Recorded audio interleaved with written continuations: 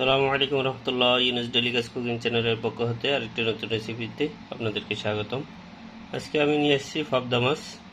এই পাবদা মাছগুলো আমি রান্না করব, সে কারণে আমি উপকরণ হিসেবে নিয়েছি পেঁয়াজ, কাঁচামরিচ, টমেটো, 4টি পাবদা মাছ, ধনিয়া পাতা। এই অল্প উপকরণ দিয়ে আমি খুবই সুন্দর করে মাছটি রান্না করব, সাথে থাকুন।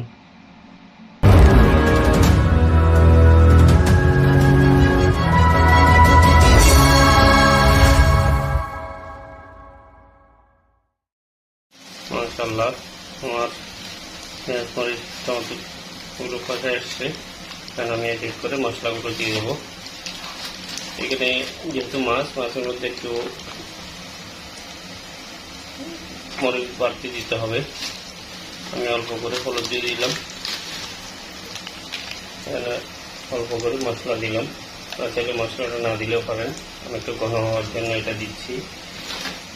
একটু মরিচ দেবো, মরিচ একটু বাড়তি করে দেবো, কারণ যেহেতু মাছের মধ্যে মরিচ একটু বেশি খাই, আর একটু লাল না হলেও মাছটা ভালো লাগবে না। আমি একটু মরিচ বাড়তি দিয়ে দিলাম।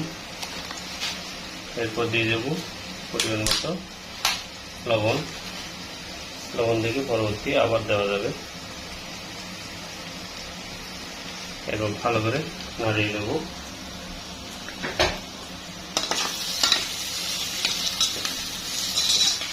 এরপর যাতে লেগে না যায় অল্প করে পানি দিয়ে দেবো। আমি অল্প করে পানি দিয়ে দিচ্ছি, পানি দিয়ে ভালো করে নাড়িয়ে দেবো। মাছগুলো একেবারে ভাজা ভাজা করে রান্না করতে হবে, তাই আমি পানির পরিমাণ অল্প করে দিচ্ছি। এগুলো ভালো করে কষাই নেব আরও 5 থেকে 10 মিনিট কষাই আসার পর তারপর আমি মাছগুলো বসিয়ে দেবো। এখন ডাংনা দিয়ে দিচ্ছি। দেখি আমার মশলাগুলো কেটে গেছে, মাশাআল্লাহ অনেকগুলো খুব সুন্দর হয়ে আসছে। এখন আমি এক এক করে মাছগুলো বসিয়ে দেবো। বিসমিল্লাহ।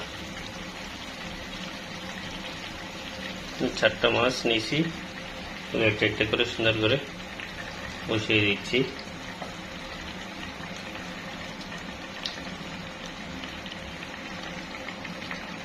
চামচ দিয়ে একটু নাড়ি দিই যাতে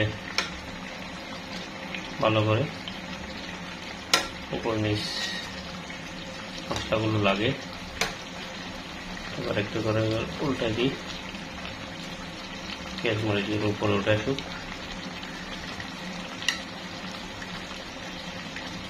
দেখেন এভাবে করে আরেকবার নাড়িয়ে দিতে হবে, তাহলে আমার মাছগুলো একেবারে লবণে মরিচে পারফেক্ট হবে। পেঁয়াজগুলো একটু উপরে দিয়েছি।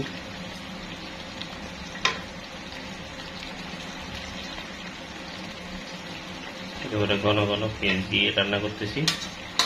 এরপর মাছগুলো একটু হয়ে আসলে টমেটো কাঁচামরিচ দিয়ে দেবো। মাশাআল্লাহ, আমার মাছগুলো হয়ে আসছে। এখন আমি এক এক করে টমেটোগুলো এবং কাঁচামরিচগুলো বসিয়ে দেবো সুন্দর করে করে,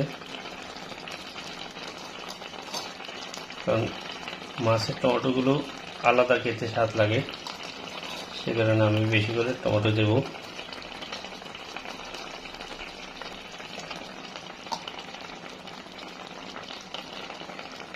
এবং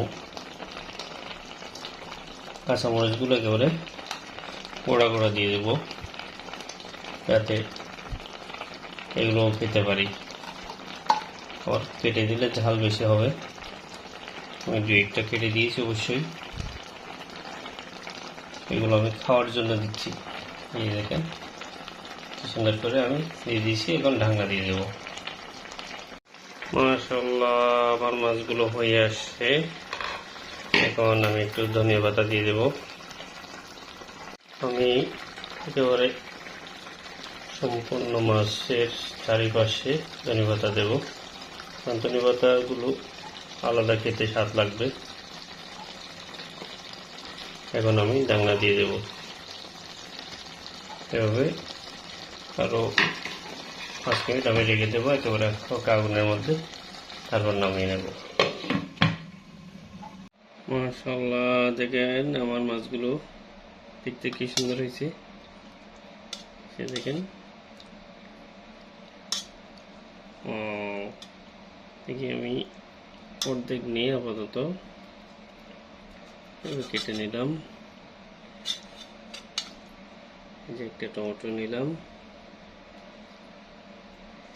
এটা ওটা সিদ্ধ হয়ে গেছে। একটা কাঁচামরিচ নেব, একটু জাল জাল খেতে খুব স্বাদ লাগবে।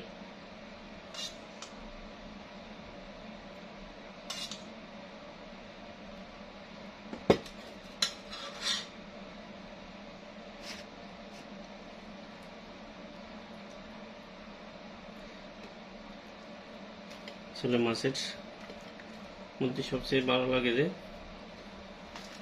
পেঁয়াজ আর টমেটো, এগুলো আলাদা একটা স্বাদ।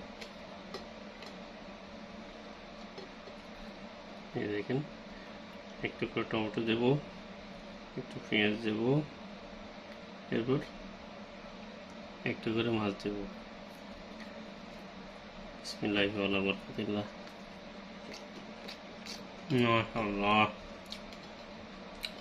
পাবদা মাছের স্বাদটা অন্যরকম, লবণের মরিচে একেবারে পারফেক্ট হয়েছে। তো আপনারা চাইলে এভাবে করে খুব সুন্দর করে পাবদা মাছ রান্না করে খেতে পারবেন। তো ভালো থাকবেন, দেখা হবে অন্য কোনো ভিডিওতে। আল্লাহ হাফেজ।